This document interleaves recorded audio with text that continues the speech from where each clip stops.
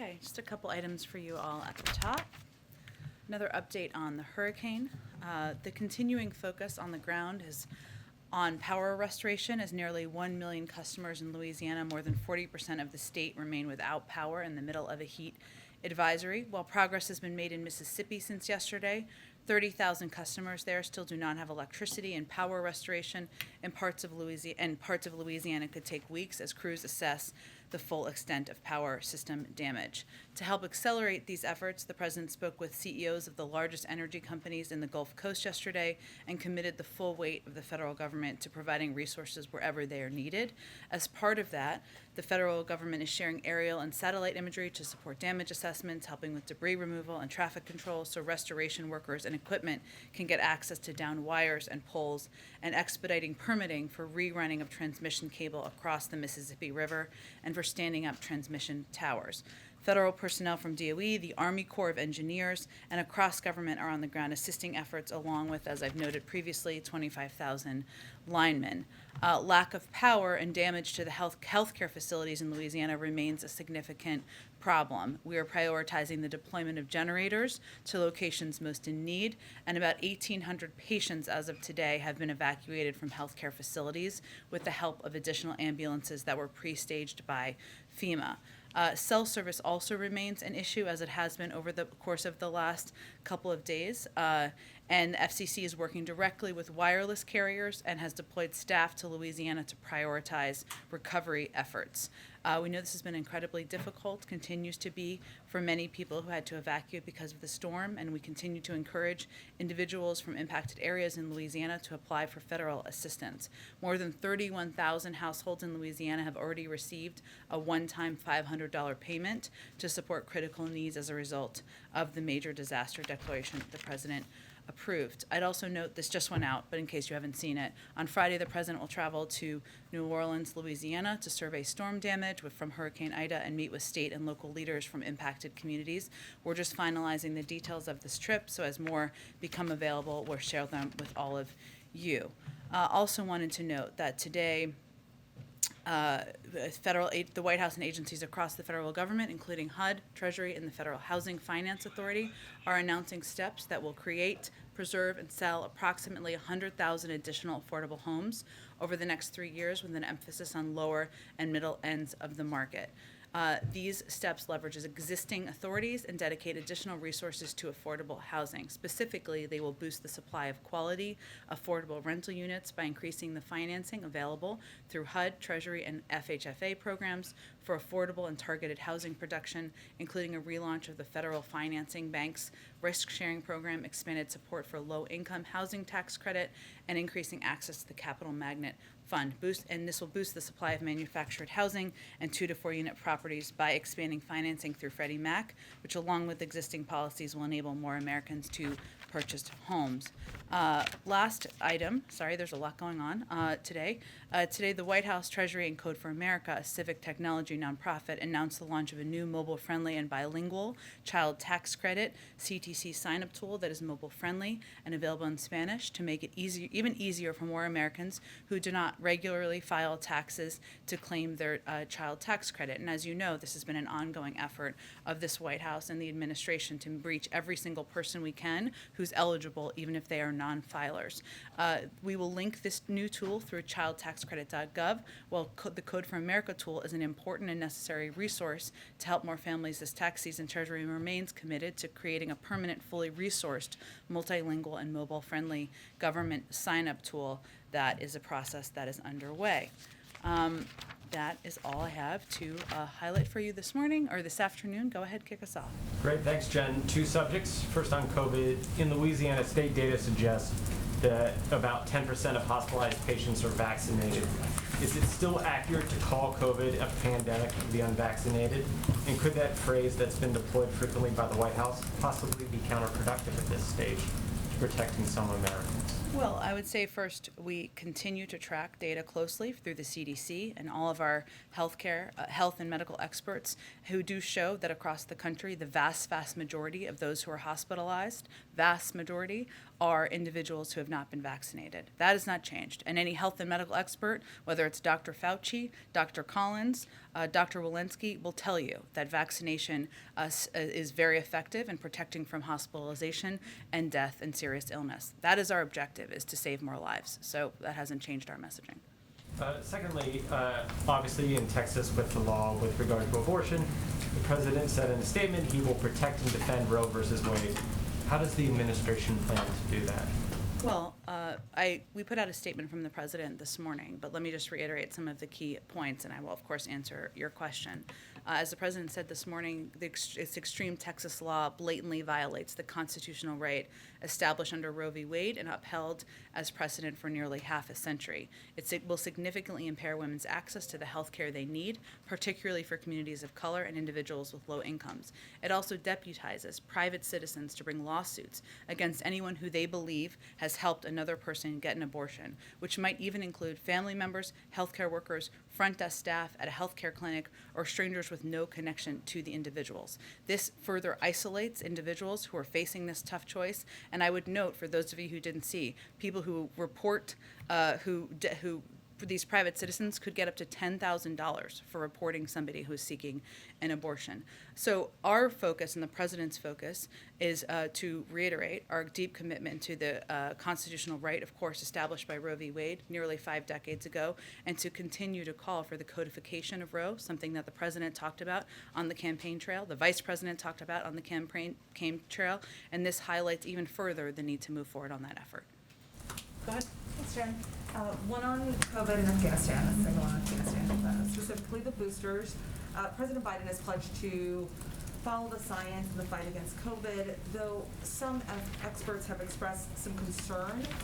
The decision to make boosters widely available this September is a bit premature, and that it was made before health experts were able to fully weigh it. So here's my question. What can you tell people who are concerned that the desire to get ahead of the virus has actually put us out in front of the science instead? Well, first of all, we always lead with science. And let me just reiterate some things for anyone who's expressing a concern. This was a decision made by and announced by the nation's leading public health officials, everyone from Dr. Rochelle Walensky, the head of the CDC, Dr. Janet Woodcock, acting FDA commissioner, Dr. Francis Collins, NIH director, and Dr. Fauci, director of the National Institute of Allergy and Infectious Diseases. They reviewed mountains and mountains of available data on vaccine effectiveness and made a clinical judgment that boosters would be needed and announced a plan to begin them in September, subject, of course, to the FDA and CDC processes to continue. We also know that there needs to be a plan in place to implement these booster shots around the country. But I will tell you that this was a recommendation made by our nation's leading health experts based on mounds and mounds of data. There will still be a final piece of this process that will be seen through, but our responsibility and our objective is to save more lives, protect more people, and as soon as this data, the science made clear that boosters would help do that, we wanted to put that information out to the public. The September 20th date, is that firm, that date to roll out boosters, is that a firm date? Well, it's based on and pending the final, subject to the final FDA and CDC processes, yes. Okay, and then one on Afghanistan. There's some reporting that we'd like to confirm regarding a call in July, between President Biden and former Afghanistan President Ghani. One, that both leaders appeared completely unaware that the Taliban would take over, and secondly, that they discussed plans to project that Afghan forces were still in control. Is that accurate? Can you tell us a little bit more about that call? Well, I'm not going to get into private diplomatic conversations or leaked transcripts of phone calls. But what I can reiterate for you is that we have stated many times that no one anticipated, the vast majority, I should say, there may have been individuals and agencies, so I don't want to eliminate that option, but our national security team and no one in Congress, or I would say most people out in the public, anticipated that the Taliban would be able to take over the country as quickly as they did, or that the Afghan National Security Forces would fold as quickly as they did. So even the content of the reporting is consistent with what we've said many times publicly. I'll also note something that the president said in his press conference around the same time of this reported phone call. The Afghan government and leadership has to come together. They clearly have the capacity to sustain the government in place. The question is, will they generate the kind of cohesion to do it? And what the president conveyed publicly and certainly privately as well, repeatedly to Afghan leaders, as did our national security officials, is that it's important that the leaders in Afghanistan do exactly that, lead, and show the country that they are ready to continue to the fight against the Taliban, that they have the will for the Afghan National Security Forces to continue that fight even as our U.S. forces leave. Did the president at that point in time have some sort of a perception that even the former president of Afghanistan didn't have that confidence in the Afghan forces? Is that why maybe he was pushing Ghani to be more stern and to be more confident? The president has consistently conveyed, and I just noted an example publicly, that the Afghan leadership at the time needed to do exactly that, lead. They needed to come together in a cohesive manner. They needed to be united. They needed to show the country and the Afghan people they were going to fight and they were going to lead through this transition, even as U.S. forces left. That is entirely consistent with what he has said publicly throughout. Go ahead.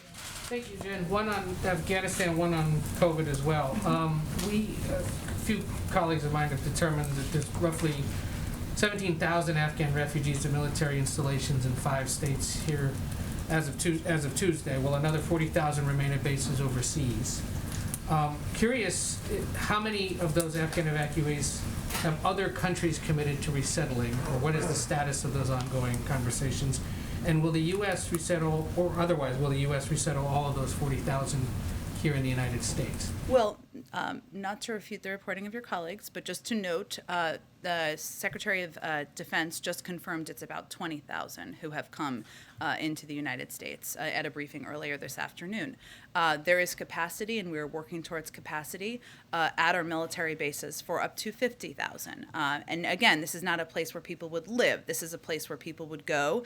They would receive medical care and assistance and get connected with refugee resettlement organizations that are play a vital role as refugees come to our country from wherever they come around the world. We are also working with third countries on what their capacities are. I can't give you an exact breakdown now. It's a very important question, but that's exactly what our Department of Homeland Security, what our diplomatic team will be working through in the coming days, and I'm certain they will be providing updates as we have that established. You've talked about this a little bit, others have as well, but there are, of course, concerns among lawmakers, experts who've tracked this, who say in previous arrivals of large numbers of refugees from different parts of the world, inevitably there may be a handful, small handful, who are eventually deemed a security risk of some kind. What reassurances can you make about the screening process and the attempts to make sure that somebody like that doesn't make his or her way here? I can absolutely assure you that no one is coming into the United States of America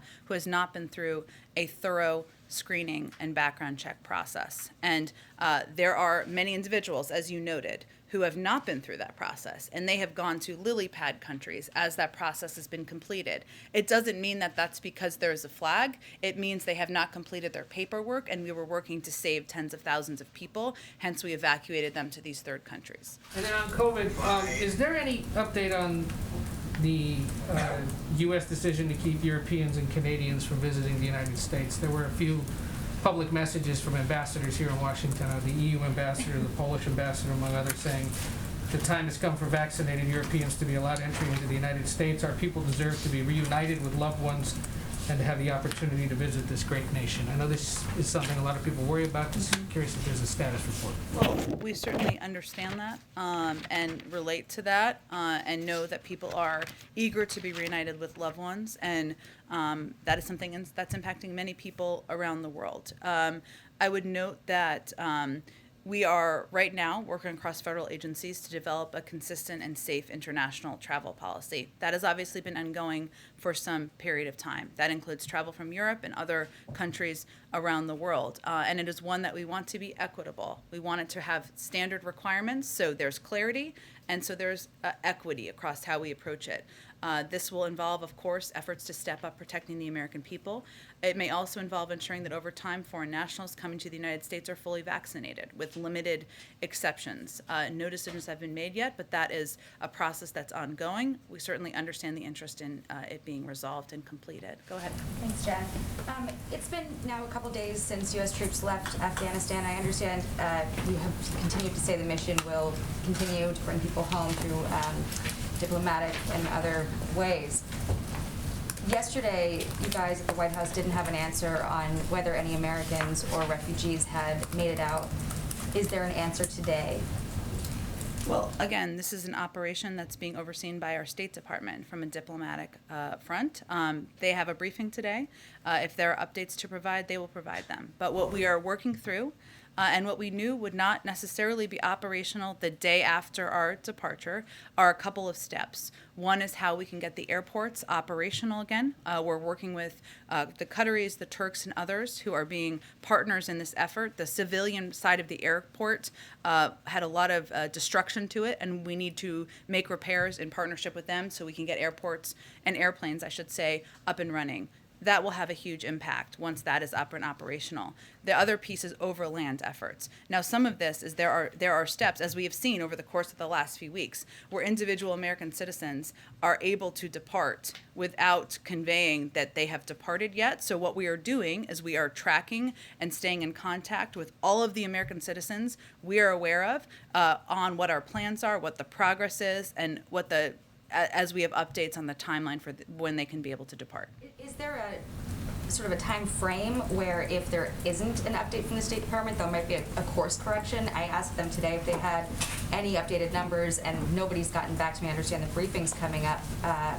But is there a time frame where you guys will readjust? A course correction in what way? In terms of if we cannot say, for whatever reason, how many people have been able to leave since the U.S. forces withdrew, and we're not able to measure that, or we're not able to publicly release that, is there a plan to do something else so that that movement can happen? Well, today is September 1st. So we ended our presence in Afghanistan yesterday, or on the 31st in Afghanistan. What we said at the time, and remains the case, is that we are focused on operationally moving forward on a number of fronts. There's the diplomatic front. We have more than half of the countries in the world who have agreed that the expectation we are going to press upon the Taliban is that people will be able to freely move, depart the country. There was a UN Security Council resolution signed, or passed, I should say, just 2 days ago. And now we are operationally working on both airplanes, so that can depart, or getting the airport up and operational, and overland departures. At the same time, we are in touch with every American citizen we have contact with about our efforts and our commitment to get them out of the country. I'm not sure what a course correction would look like. That is what our efforts are at this point in time, 36 hours after or just about 2 days after our last planes depart. And we're hearing about some journalists who were left behind. Fox confirmed that a number of journalists working for U.S. Agency for Global Media, federally funded agency, Congress, including Radio Free Europe and Radio Liberty journalists, were left behind. And we're now also hearing from some senior State Department officials that there were constraints getting people through the gates at HKIA, that some of the communication methods to contact people were available to so many that they were instantly ubiquitous, that those priority groups could not get through. Was that a contingency that was planned for? Well, Jackie, I think it's important to remember, again, 120,000 people made it out of the airport and out of the country. And our commitment to people who want to evacuate, want to leave, American citizens, journalists, Afghan partners who have stood by our side, is enduring and remains. I know there's been some reporting on this, so let me give you just a couple of examples, because now we can talk about this, of some of the ways that we work to get American citizens out. One, the most used method was the muster point, or what we called the muster point. The State Department would blast notifications through a variety of channels to American citizens telling them to meet at a specific location, from which we would either bus them into the airport in convoys or escort people on foot. We offered multiple opportunities for each of these muster points at various times, each with multiple transits to the airport. The majority of American citizens who got out were evacuated exactly this way. We also talked people through one-on-one walking into the airport with State Department officials on the phone, on the other end of the phone the whole time, facilitating safe passage past checkpoints. This was incredibly labor-intensive, but effective at resolving problems on the ground, one by one, in challenging environments. In limited cases, and some of this was reported, where people were trapped or in immediate danger, U.S. security forces went beyond the wire, sometimes even a helicopter, to pick people up safely. We didn't talk about these much, these helo hops, at the time because they were dangerous missions. We didn't want to create the expectation that we'd be sending a helicopter for everyone who wanted to leave Afghanistan. So I note those because I think it's important to understand the steps and the roles that our U.S. military on the ground took far beyond just checking people off on a list at the gate to ensure we could get American citizens, our Afghan partners, and others out, and we will continue those efforts through the means I just outlined. Bonnie, I just want to put a pin in that report. Was the president in any way pushing a false narrative in that call with the Afghan president? I think it's pretty clear. Again, I'm not going to go into details of a private conversation, but what we saw over the course of the last few months is a collapse in leadership. And that was happening even before Ghani left the country. What the president has conveyed repeatedly, privately, and publicly is you need to stand up and lead your country. And that's something he said at a press conference in July in public forum as well. Go ahead. Excellent. By my math, we're just shy of 48 hours since the Thank you for your math. It's all running military together. aircraft leaving Afghanistan. We've learned a lot more just in the last few hours about the nature of the cooperation we saw over the last 2.5 weeks between the Taliban and the American forces on the ground. I wonder if you could speak to whether since in the last 48 hours there has been any continued form of interactions between the U.S. and the Taliban, obviously now much more in a diplomatic capacity. Well, again, this would be an effort that would be overseen underneath the leadership of the Secretary of State and the State Department. It will be necessary to have some form of communication and coordination with the Taliban to continue to evacuate people from the country. They oversee Afghanistan, the majority of large swaths of the country. I will note that we had prior conversations or methods of engagement even before the last couple of weeks. So it's obviously a different form at this point in time that will continue. That's part of what the President asked the Secretary of State and the State Department to pursue. And obviously the Chief of Staff last night said, I don't know if we will ever recognize their government as legitimate government of Afghanistan. You've talked a lot about the points of leverage that the U.S. holds over the Taliban. Is that one of the points of leverage recognized in the Taliban? Is that something that's even under consideration? There's no rush to recognition from the United States or any country we've spoken with around the world. It will be very dependent on their behavior and whether they deliver on what the expectations are of the global community. And then quickly on abortion, we've seen in a number of states, Republican-led states, an effort on voting rights, for instance, to pass similar legislation throughout the country on voting rights. What's the level of concern at the White House that the decision on Texas specifically will lead to a similar raft of laws across the country? And what is the recourse for the White House at a federal level to help prevent this? Well, the step that can be taken is the codification of Roe, something the President and the Vice President have called for and would require Congress to act on. I will note that certainly we've seen, this is not the first threat to Roe we've seen in a state across the country. It's an extreme threat. And again, I would just note, this is offering up to $10,000 to individuals who report someone who is going to get an abortion. I mean, that is what we're talking about here. So, and beyond that, as I've already outlined. So yes, of course it's of great concern. And of course it's of great concern because this is not the first time that there have been efforts by some in the country to prevent a woman from having the right to choose. Go ahead. Quick follow-up on the discussion about leverage. Is there no concern here at the White House that China could actively try to undermine the U.S. leverage that it has with the Taliban, and particularly providing the kind of access to the global marketplace you talked about yesterday? Well, first I would say that China doesn't have that capacity on their own, and that there are more than 100 countries, a UN Security Council resolution China did abstain from, but they didn't vote against, that presses the Taliban to allow for safe passage of people in the country than those who want to leave Afghanistan. So, China is going to have to think about what role they want to be seen as in the world in this moment as well. Let me ask you this. The President said yesterday, we are not done with ISIS-K. Senator Kaine, before the Taliban takeover of Afghanistan, was talking about working toward a new sort of superseding AUMF. Is this something the White House is interested in working with him on so that ISIS-K is specifically mentioned in a congressional authorization for the use of force? We've said in the past that we're interested in working with Senator Kaine on that, and that continues. I will note that in this case, ISIS-K attacked and killed 13 members of our armed forces. We have every right, self-defense, to continue to go after ISIS-K, and the president has made clear that's what he wants the military to continue to do. So future strikes on ISIS-K will be in the vein of self-defense? Again, these are authorities that the military already has, but we also are open to and look forward to working with Senator Kaine and others in Congress who look forward to, who are looking to update the 20-year-old AUMF. Go ahead. Just two questions, Jen. There's a bill in Congress called the Women's Health Protection Act that would protect abortion access from state laws like the one in Texas. Does President Biden support that? I'd have to look more closely at the specifics of the law. Obviously, protecting, codifying Roe, protecting a woman's right to choose is something the president's committed to, but I don't have the specifics of that law, or that bill, I should say. And then just secondly, has the president met with either Federal Chair Jerome Powell or Lael Brainerd one-on-one in recent weeks? I have no meetings to report to you or read out for you. Broad question about the Zelensky meeting that's underway. Just the events, demands, phone calls that led up to the 2019 impeachment.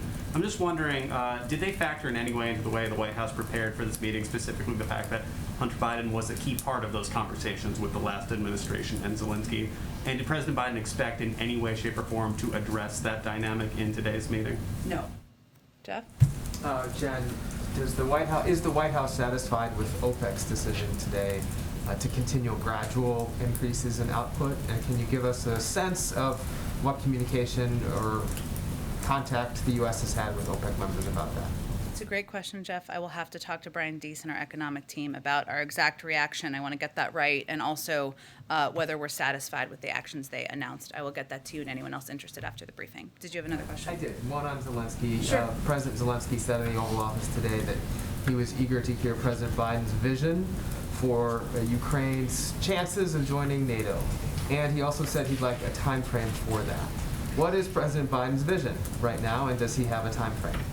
Well, I think it's important for people to understand, not you necessarily, but everyone out there, that this is not a decision that the United States makes, right? We continue to support and we continue to call for ensuring that NATO's door remains open to aspirants when they are ready and able to meet the commitments and obligations of membership and contribute to security in the Euro-Atlantic area. This is NATO membership, right? And we reaffirmed, and our allies reaffirmed in the June 2021 NATO summit communique that we support Ukraine's right to decide its own future.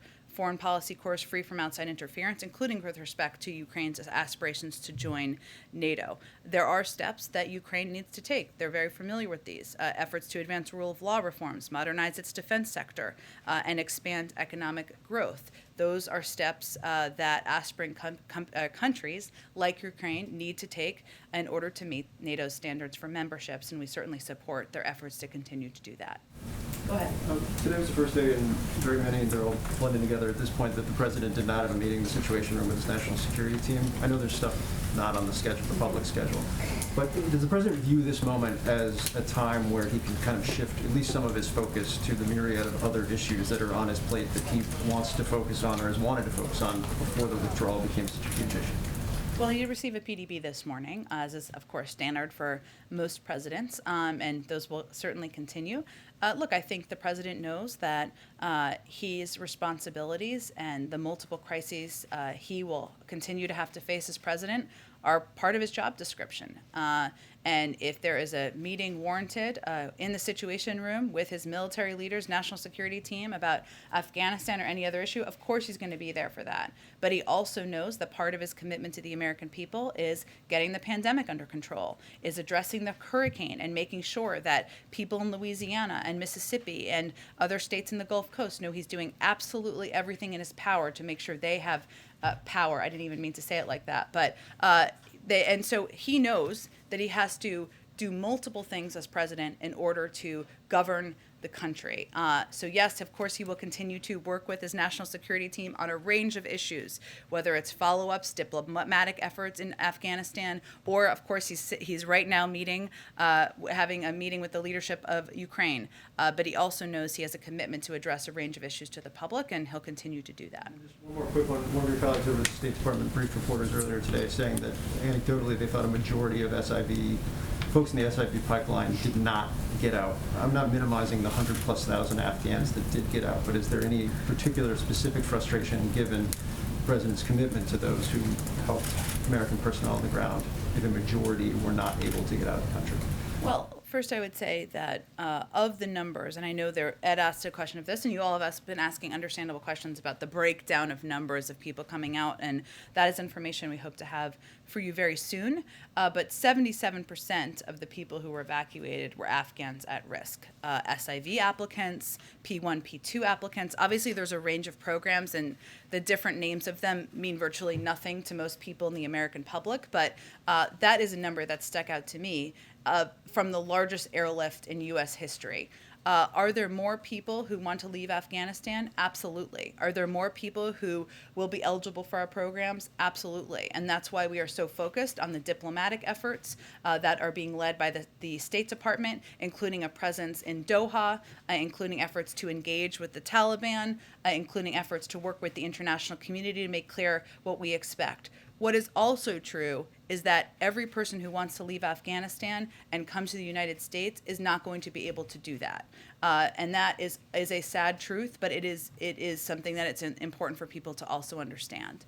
But I will say, we still want freedom of evacuation and movement for people who want to depart. Go ahead. Thanks, Jen. As FEMA continues to roll out aid in the Southeast, and we just look at the historic nature of Hurricane Ida, is the administration or FEMA at all looking at ways to proactively identify people who may be eligible for disaster assistance, just given the process of applying, how Byzantine it may be for someone going through these circumstances? What we're trying to do is make it as easy as humanly possible, providing phone numbers, providing websites. As I noted, there are about 31,000 people who have already received checks from, or 30,000, or 31,000, I think I said, from one of these programs. So what we have done, and I've been giving quite extensive toppers on this each day to make sure you all have all the information you need, is we set up quite a bit of preemptive resources in the region. I know you're asking about economic assistance, and obviously we've worked to get that out the door as quickly as we can, but also to set up generators, food, water, FEMA resources, using all of the resources of government even before the storm hit. That is something that we tried to do to reduce the impact, save lives, make sure we're helping people as quickly as possible. And then just given President Biden's trip on Friday that around 90% of New Orleans is still basically without power, what precautions are you all taking to make sure that his trip to the city is not going to take away from relief efforts?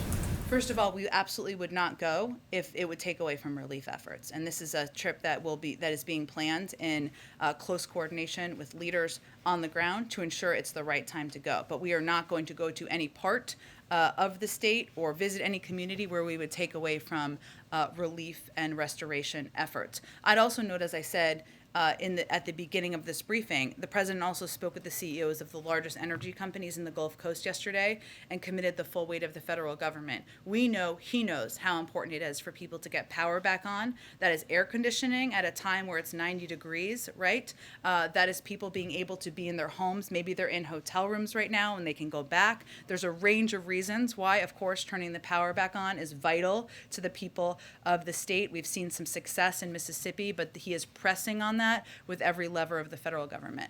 Go ahead. A quick question on the rebuilding of the Gulf and also the administration's infrastructure bill. Steel prices have doubled in the United States in the last 6 months.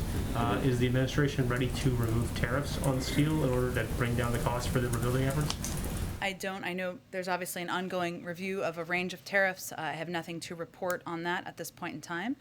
We're right now in the stage of recovery. There will be an extensive rebuilding stage, and we will continue to look for a range of ways we can provide resources from the federal government to play a role in that. But I don't have anything to preview at this point in time. And speaking of the tariff review, when can we expect the results of the China tariff review? And are you worried about customers paying higher prices for imported products at a time when supply chains are crimped around the world? Well, as you know, we have a very aggressive and ambitious supply chain effort to address challenges we're seeing in the supply chains. We also were impacted, or supply chains around the world were impacted a great deal by Delta, and we're working in part to address and help many countries recover from COVID so that we can get supply chains up and running. But I don't have any timeline for you on when that review will be completed. I will note that we look at our relationship with China and all the components through a comprehensive package. Go ahead. Thank you. One on Ukraine and one on abortion. On Ukraine, when the president was in Brussels, he was asked about Ukraine getting into the NATO membership action plan, and at the time he said school's out on that question. I know the meeting's ongoing, but was that expected to come up in the meeting, and is the president's position still the same? Again, as I noted a little bit earlier, there are specific steps the Ukrainians need to take in order to meet the requirements of NATO membership. We support the efforts of the Ukrainian leadership to work exactly toward that, and we support the efforts of any aspirant who wants to join NATO, who is working to meet those objectives. Certainly, we expect, and I think they've said publicly they were planning to raise it. We'll see, but that has not changed. On abortion, some activists today have noted that the statement you put out on behalf of the president did not offer any specific agenda of what's next, or again, specifically how the administration plans to push back against the Texas law. So I just wanted to give you a chance, if there are any specifics or internal planning, to share that now. Well, as the president committed on the campaign trail and remains committed to now, codifying Roe v. Wade as the law of the land is something that Congress can do. He will continue to push them to do, and that is a specific course of action that can be taken to help protect from these type of lawsuits in the future. Is there anything else beyond that? I can't speak to any actions of the Department of Justice. They're independent. I don't have anything to preview on that front. Go ahead. Has the administration explored whether to grant Afghans living in the United States, including refugees, temporary protected status? TPS status? Well, many of them are here because they were eligible for SIV programs or eligible for refugee programs, or a range of programs that were in existence specific to Afghanistan. So I don't have anything to preview on that front, or I'm not aware of a consideration of that. Go ahead. Thank you. President Biden will be 79 years old on November 20th. During the campaign, there was a lot of talk about how old he is and how he will not be able to survive at the White House, especially in time of crisis. But we've seen him during this crisis, the COVID crisis, the hurricane crisis, the Afghanistan crisis. Do you think that people those who call him Sleepy Joe, should apologize to him? I don't think we're looking for an apology. I think we're looking for allowing the president to continue to address multiple crises at a time, which is exactly what he's been doing over the past few weeks. Go ahead. I have a second question. I think we got to keep going here. To come back to Texas again, so on one of those specifics, advocates are calling for the administration to lift restrictions on the abortion pill as more states, as was mentioned, are expected to follow Texas's lead. Is the administration going to do that? I think that's a decision that would be made by FDA, no? So that would be a decision made by FDA.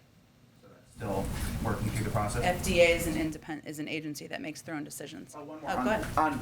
Also, this has prompted many Democrats to look back at whether the Supreme Court should be reshaped. Has the president's position changed on that, on expanding the court? As you know, there's an ongoing court reform committee that has been meeting. It's a diverse group.